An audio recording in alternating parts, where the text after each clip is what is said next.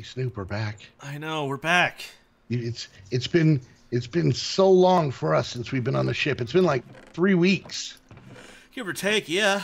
You've gotten dual citizenship since then. I don't understand how going to other countries. It's a passport. It's yeah, dual citizenship. It's not you can vote in so many elections. Oh, so many voting activities. So many. We gotta make more room for voting activities. No, it's a passport. It means that I should be treated like a U.S. citizen when I'm abroad. You are so British now, Snoop. No, I'm not. Shut up. Oh God. Are you having withdrawals of good quality fish and chips? I actually didn't eat any fish and chips over there. I had plenty of chips, but I didn't have fish and chips because Sarah doesn't like fish. Yeah, but don't they just hand it to you when you get off the plane? Unfortunately, no. It's like going to Hawaii and you get like a lei right when you get off the plane. They just, here you go. No, the flowery necklace, you perv. Oh, right, an LEI lei. Yeah, gotcha. that is so much the British come out. Oh man, you've learned how to laugh like an angry British man who runs a orphanage of children he doesn't like. And a banker. Wow, you come back to the U.S. with a cavalcade of giggles. Oh, that's so nice. By the way, for anybody who's interested, Cavalcade of Giggles is what the Squad on Ice show is going to be coming out next summer. It's my new band name. No. It's the Squad on Ice. Squad on Ice. Yeah, it's basically Squad on Ice. It's us telling fart jokes as we slip around and smack our faces on frozen water. So, Cavalcade of Giggles. Oh, speaking of a cavalcade of giggles, oh my god, I had to rewatch that episode's end because you mentioned it. I mentioned the Snoop ending us on All Star, and he watched it and laughed himself silly. So for anybody out there who's curious who Snoop's biggest fan is, it's Snoop. It's Snoop, people. It's me. I slay myself. He just runs around screaming, I am hilarious. You have no idea how funny I am. I am funny. I don't even have an idea how funny I am. Anyway, so we are back. My mom's the same way. I'm not gonna lie. I'm gonna peel back the curtain a little bit at my family life. My mom can keep herself entertained in her room with no windows and no doors and a table. Just by herself. Just by herself, alone in a locked room. She can laugh herself to death. And she, every so often, will just crack a joke, and then just it's the stupidest joke. It's the stupidest thing you could possibly think of, like on the tier of dad joke level. And then she just starts laughing, and she's like, "Oh, no, something like that," and she just laughs. And she keeps laughing, and she stops and then looks at us and me and my sisters. We're like driving in the car or something, and she looks at us and is like, "You have no idea how lucky you are that I am so freaking funny." I'm like, "Sure, Mom, you're funny." I get my humor from her. Does she break out an all-star very often, or? Thankfully, no. But I think if she were to see that episode, she would be like, she'd ring me up and say, "Oh, that's a good one. You're my son, all right." I'm like, thanks, Mom. I needed your validation. Yeah. Oh man. Anyway, so you had something up your sleeve, idea-wise, for us to talk about. Did you or did you not? It's kind of starting to get into the deep end territory stuff.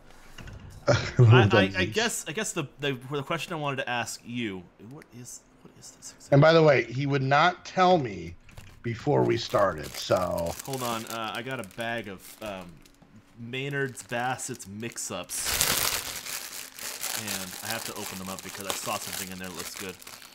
Woo! That smells like wine. Here we go. All right, Modii. Yes, Snoop. Would you consider yourself happy right now? At where you are currently in your life, with all the things that are going on right now, is this the happiest you've ever been? Yeah. Well, yeah. That's a weird question. Okay,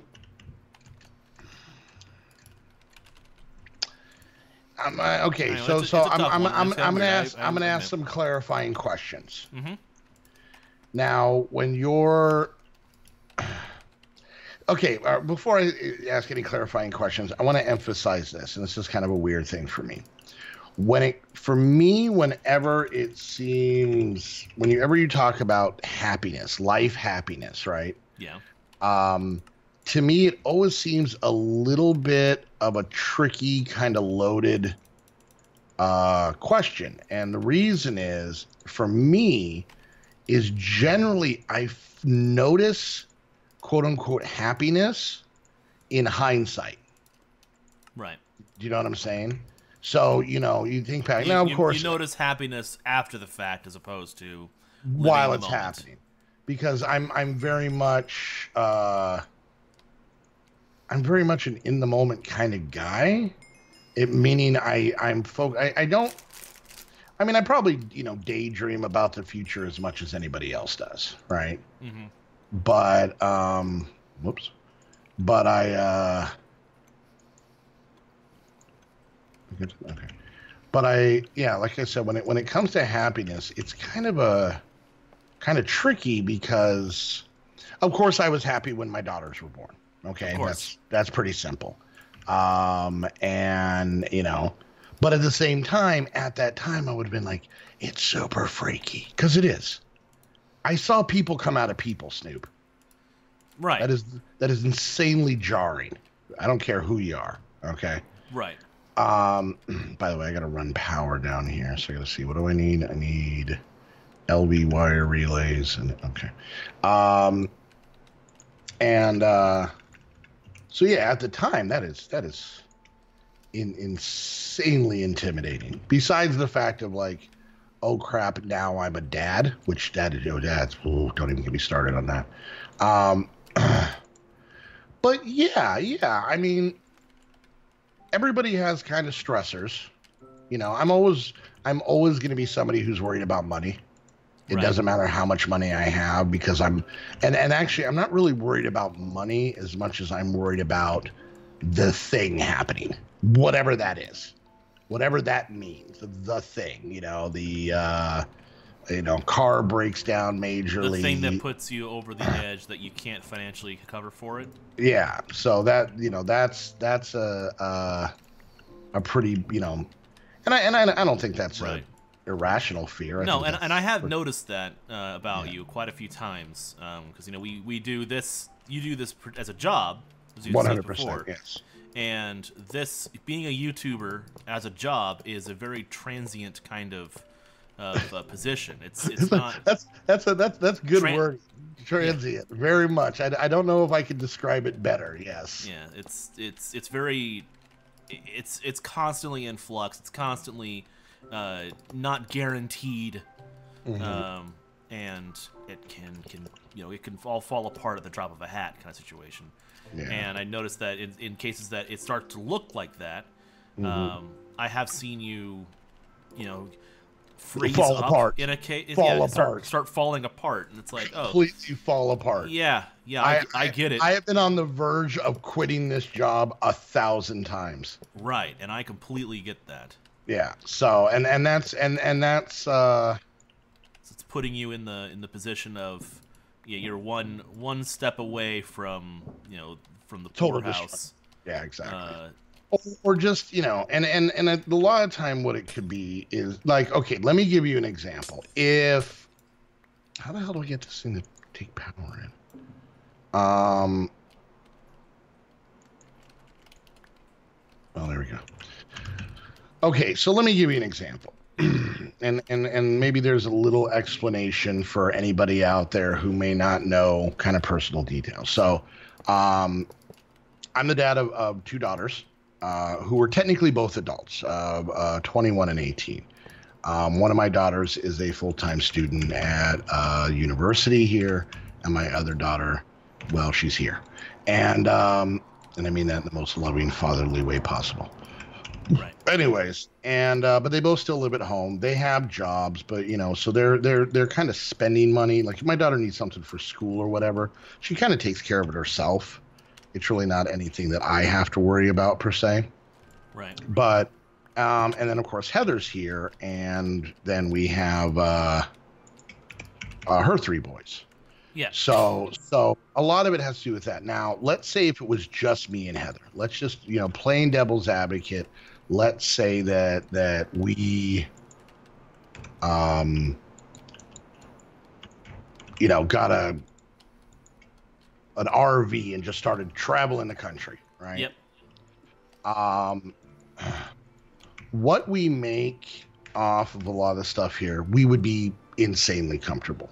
We could obviously, you know, take care of ourselves. I'm not saying we're staying in, you know, we'd probably stay in the RV. I'm not saying we're staying at like, you know, huge 5-star places or anything like that. But we'd be good, right? And we, you know, I'm daydreaming about that. You know, I think anybody who has kids just daydreams about like, when are they going to leave? Like, you're just ready for them to go. Right. And so yeah, so there is this, you know, constant fear of it all falling apart. And I think part of that comes from also the fact of how many YouTubers that Snoop we both have known. People that have been, I mean, to call them out, Husky. You know, they've been quite successful. Very successful. For a while. For a long while. Now it seems like they've dropped off the face of the planet. And from a YouTube standpoint, and like I said, I doubt Husky's going to see this, but you know, if it wasn't for Husky, you guys wouldn't be watching this video, because I wouldn't be here, and if I wasn't here, I don't think Snoop would be here. Okay, I don't think I'm talking out of turn. That's probably the situation, right? Right. And well, definitely it wasn't for Husky, I wouldn't be here, because I would never have seen his the OPMC server that had me in it, and that's how we met. Exactly. I probably wouldn't be with I mean, I wouldn't be with Heather because that's how she found me, and the chain of events rolls on, right? Yep. So, let's use some of this raw marble. Anyways, and yeah, so no, I still, the video you guys are watching right now that we're recording right now is being recorded on a computer that Husky bought me because my crappy computer died and I didn't have the money to replace it. And that was 4 years ago. And I'm still running hard on this thing. I would say 3,000, 4,000, or 3,000, 3,500 of the videos I made have been on this machine. So anyways, but Husky got burnt out. He just didn't really dig it anymore. And I don't blame him at all. But you know, I mean, and that's another thing I've constantly been nervous about, is that there's just that one day that you wake up and you're like, oh God, I don't want to do this anymore. Like, you know, and we recorded a lot of videos. We've done a ridiculous amount of off-camera work, and we're still here. We're still rolling, you know? Yep. But I think I'm most fearful of one day people are like, you know what? I'm good. That was a fun ride. I don't want to watch him anymore. Yeah. And here, and this is kind of a little bit of a shot for any potential future YouTubers or small YouTubers out there, which, trust me, me and Snoop are very much still in that category. Is you're going to lose viewers. There are people that are going to either outgrow you, the novelty wear off, they'll get bored, they'll get busy, their interest will change, and there's not a damn thing you can do about it, and you kind of have to be cool with it, you know? It happens. It's the nature of things. It does. But the biggest thing that this whole project comes down to is there kind of has to be an even flow of new people coming in to people leaving. I don't want anybody to leave. I want everybody to stay here. And there are people that, I mean, Stu, we could both say that we have fans that have been leaving comments to us for years. Yeah. There are people that subscribe to us. I mean, I had people who have been like, hey, I've been subscribed to you since, like, you know, 300 subscribers. You know, what? What? Don't tell me. And anyways, so and trust me, I remember your question. I'm trying to actually get back to it, but so yeah, so there is that nervousness of this, but Heather and we're renting, but we have a pretty decent house. We like it, we like it here. We love the area, not only where our house is, but the city we live in. We think it's pretty, it's a good place to live. The kids like it. The schools are great. A million other things. There's food in the fridge. Heather and I have the option to, every once in a while go out. We don't go crazy. We're not one of those people that goes to like, let's go get dinner and go to a place that's like $600 a plate or anything like that. But right. we're more like, let's splurge and go to Denny's kind of people. But yeah, so I mean, we got all that going. So yeah, I mean, I would say I can say without going into the whole hindsight type thing that yeah, I'm happy. Now the question is, what about you? So, and is there anything that prompted this question, or is it something that just popped in your head? It was just something that really popped into my head. Okay. It's like I was just thinking about things in the future and what's going on right now and how things are with me and Sarah and all this. And I was thinking, I'm like, man, I'm pretty damn happy right now. Good. Now, I will say that I have been living on my own for not a very long time in the grand scheme of things. I'm 32 years old. Compared to your age. Compared to my age, compared to where I'm at, and also compared to the previous generation and where they were at my age. Like my parents moved out on their own at age 18. And they started the family when my mom turned 18 and my dad was 21. Yep. And they started that's it. That's time. It's time to start a family.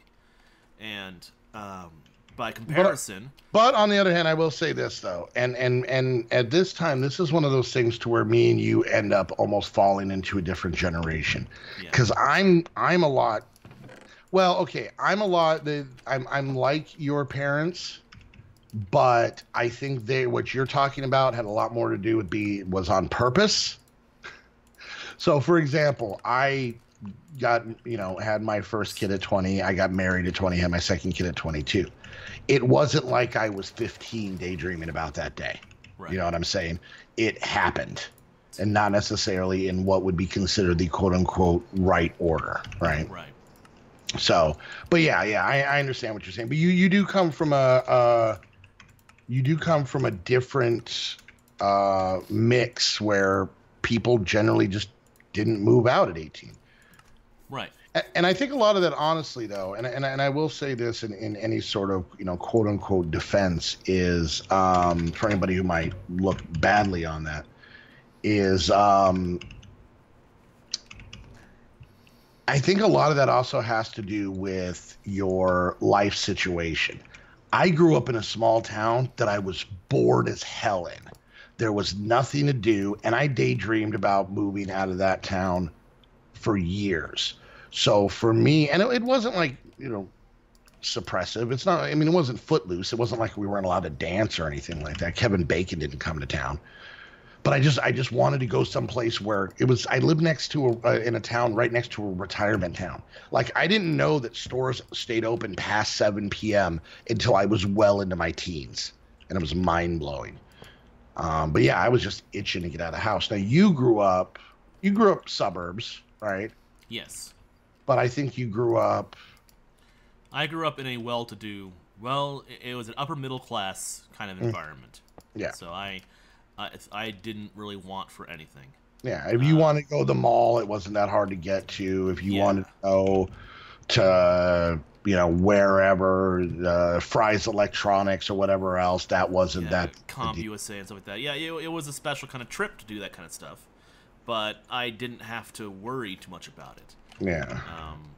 So when I was, being my younger self and living with the family, I was pretty happy then. I was pretty happy. I had a good family, good upbringing, good all that jazz.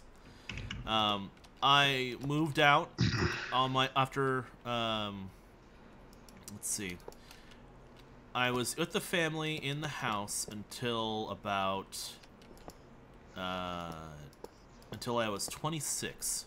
You finished college and then got situated work-wise. You did it smartly. Yes. So I moved out with high school. I moved out with 5 friends and didn't know what the hell I was doing. Yeah, so yeah. I got the job after high school. I went working at the local grocery store. And I worked at the grocery store for 6 years. Now hold on, Snoop. Yes. I think we're gonna have to part 2 this episode. Oh God, already? We're at the end. We are gonna hear the saga of Snoop, and I've heard some of this, but I get a feeling there's gonna be some new things I'm gonna learn. This is gonna make us closer, Snoop, as pals. God, I hope so. And confidants. Don't say confidants. I don't remember where there was lava in this pack. I might have it bookmarked. I might as well. Nope, I don't. Neither do I. Okay, we'll find some. Yeah. All right, well, we're going to wrap things up here. Jeez. We're going to continue this conversation. This is an interesting conversation. And put, and the reason, I'm going to, real quick, before we go, the reason I'm going to like this conversation is that there's kind of this mentality in the world of it's cool to be sad. It's cool to be unhappy. It's cool to be just pissed off for the sake of being angry at the world and all that stuff. And I'm edgy. It's cool. It's unique. No. And it's really a case of if anything positive comes out of this just absolute dribble that we've been putting out for 4+ years now, is the fact is it's like, just take a moment and kind of look around, because here's the funny part, Stu. Probably growing up, you probably weren't unhappy, but you were probably so focused on getting your own place, having this, having that, getting this, getting that you may have lost focus on what was good. Right. And we'll get into that in the next one, because I can for surely say I did on that one as well. So yeah, just I don't know, go outside, get some sunlight or something like that. Yeah, children. Yeah, just I don't know, go in the backyard and dance to no music like a lunatic for like 4 minutes. Are you footloosing again? Yeah, stop playing Fortnite. Anyways, that one would help you. I just thought that was a funny thing to throw in there. So anyways, guys, hope you enjoyed the video. If you did, make sure you hit that thumbs up. Questions, comments, concerns, put it down in the comment section. Whoever you're watching, make sure you check the other person's channel. And while you're there, hit the like and subscribe button. If you guys want to come join us, and oh man, 2019 is really, really stacking up pretty solid, even this early on. A lot of new Patreons coming in, a lot of cool people to meet. Just reset the Squad Pack Flat Pack server, just reset the Vanilla server, all kinds of goodies. It's still pretty early in the month, so this is the time to come join us. You can become a Patreon to any of the squad members who have Patreon, and yeah, come join us, come hang out. It's a good time. Go check out the Patreon link down below for all of that info. And if you guys want to get your very own server, just like the ones that we're using here, you can do that by heading on over to HostHavoc. Use the link down below so they know that you're coming from one of our videos. And yeah, and until the next episode, we want to thank you guys so much for hanging out. See you guys next time. Bye, guys.